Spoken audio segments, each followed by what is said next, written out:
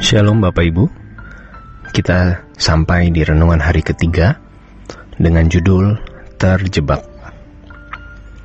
Salah satu ciri dari kekristenan yang sudah tidak asli adalah kekristenan yang tidak merindukan kerajaan surga. Kekristenan yang palsu, yang berubah warna ini, membuat orang-orang Kristen tidak merindukan rumah Bapa, tidak merindukan pulang ke surga. Sesungguhnya, kalau kita menjadi orang Kristen yang sejati, maka kehidupan kita adalah kehidupan yang meneladani Yesus, yaitu makin serupa dengan Yesus. Kehidupan Yesus benar-benar rohani. Tidak ada unsur duniawinya sama sekali. Fokusnya hanya kerajaan Bapa, melakukan kehendak Bapa, dan menyelesaikan pekerjaan yang Bapa berikan. Seringkali kita merasa bahwa berhubung kita ini manusia, maka kita boleh sedikit duniawi, atau agak duniawi, atau masih berunsur duniawi. Lalu kita mentolerir hal itu. Padahal inilah yang membuat banyak orang Kristen terjebak dalam kehidupan wajar anak dunia. Jikalau seseorang terjebak dalam kehidupan anak dunia, yaitu kompromi dengan hal-hal wajar seperti yang dijalani orang-orang di luar umat pilihan, maka seseorang tersebut pasti tidak akan bisa memikirkan hal kekekalan atau kerajaan surga. Pastinya ia tidak akan merindukan kerajaan Allah dan tidak bisa menghayati bahwa dirinya bukan berasal dari dunia ini. Padahal Yesus berkata, "Aku bukan dari dunia, kamu juga bukan dari dunia." Oleh karenanya, kalau kita mau menjadi orang percaya yang benar, kita harus sungguh-sungguh mengikut Yesus. Tidak boleh membuka celah unsur-unsur keduniawian masuk dalam hidup kita. Kalau keberagamaan, mereka masih membuka pintu untuk menikmati dunia seperti anak-anak dunia menikmatinya. Tetapi kekristenan yang sejati tidak memiliki celah sama sekali, tidak memberi pintu sekecil apapun bagi unsur-unsur duniawi untuk masuk. Seseorang bisa dikatakan rohani kalau ia benar-benar serupa dengan Yesus. Ukuran rohani kita adalah serupa dengan Yesus. Betapa rusaknya gereja kalau yang namanya rohaniwan itu pendeta, sementara jemaat bukan rohaniwan. Padahal ukuran rohani tidaknya seseorang adalah keserupaan dengan Yesus. Setiap orang Kristen harus serupa dengan Yesus. Jadi, setiap orang Kristen harus menjadi rohaniwan. Dan seorang yang patut disebut rohaniwan adalah orang yang fokusnya adalah kerajaan Allah, yaitu mereka yang sudah memindahkan hati di kerajaan surga. Orang yang tidak memindahkan hatinya di kerajaan surga tidak merindukan rumah Bapa. Orang yang tidak merindukan rumah Bapa tidak mengadakan perjalanan menuju rumah Bapa. Orang yang tidak mengadakan perjalanan ke rumah Bapa pasti tidak memiliki kemajuan dalam kehidupan rohaninya, atau tidak makin rohani. Kalau perjalanan bangsa Israel dari Mesir ke Kanaan adalah perjalanan menempuh jarak, tetapi kalau perjalanan orang Kristen menuju langit baru adalah penyempurnaan, kesempurnaan, kesucian. Orang di luar Kristen juga bisa mengalami perubahan mental, di mana mereka menjadi semakin bijaksana, semakin sabar, semakin mengendalikan diri.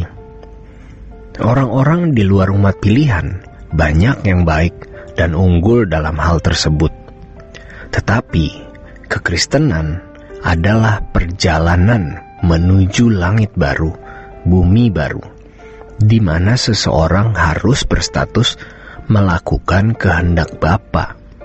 Kalau tidak melakukan kehendak Bapa, seperti yang ditulis Matius 7 ayat 21-23, Tuhan akan berkata kepada mereka, "Aku tidak kenal kamu." Kita harus ingat apa yang firman Tuhan katakan, bahwa kewargaan kita adalah di dalam surga. Kita harus ingat bahwa kita dalam perjalanan. 1 Korintus 10 ayat 5-6 mengatakan bahwa semua itu menjadi contoh bagi kita. Semua yang mana? Kegagalan orang-orang Israel, di mana sebagian besar mereka tidak sampai tanah Kanaan. Mengapa? Karena mereka tidak dengar-dengaran.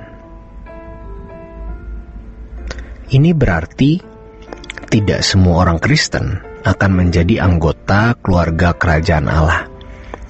Tidak semua orang Kristen akan masuk surga. Kita harus menjaga diri agar jangan sampai gagal. Karena Matius 7 ayat 21-23 jelas mengatakan ada orang-orang yang tertolak walaupun mereka sudah berprestasi dalam pelayanan.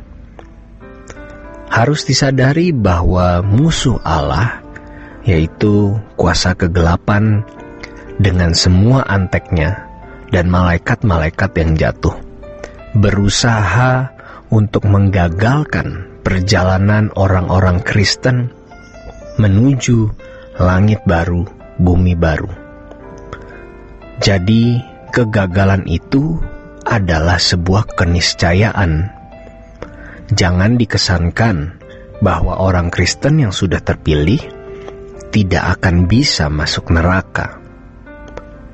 Terpilih untuk mendengar Injil, terpilih untuk diberi kesempatan bertumbuh menuju kesempurnaan, tapi tidak semuanya sukses. Maka Tuhan Yesus berkata kepada setiap penerima surat di kitab Wahyu, "Menanglah kamu seperti aku menang." Jangan berpikir kemenangan Yesus di skenario, sehingga Yesus itu hanya berdrama ria atau berakting. Itu adalah penghinaan terhadap Allah yang agung, mulia, dan luhur. Yesus berjuang dengan air mata, ratap tangis, bukan bersandiwara. Makanya firman Tuhan mengatakan di Ibrani 12 ayat 2, "Pandanglah Yesus yang membawa iman kita kepada kesempurnaan." Artinya, yang membuat kita bisa taat seperti ketaatannya. Pandanglah Dia yang begitu tabah, begitu kokoh, begitu kuat menghadapi serangan dari pihak orang-orang berdosa. Difitnah oleh orang-orang Yahudi yang membenci Dia, yang menuduhnya melarang rakyat membayar pajak kepada kaisar, menuduh Yesus menghujat Allah, dan lain-lain. Namun Yesus tidak membalas. Ia diam. Bahkan kemudian mendoakan mereka yang membencinya. Di kayu salib pun, ketika Dia merasa Bapa meninggalkan Dia, Ia tetap tidak curiga. Dia berkata kepada Bapa, "Ke dalam tangan-Mu kuserahkan nyawaku." Yesus lulus. Kita harus tabah juga menghadapi segala godaan, cobaan, tantangan, agar kita lulus.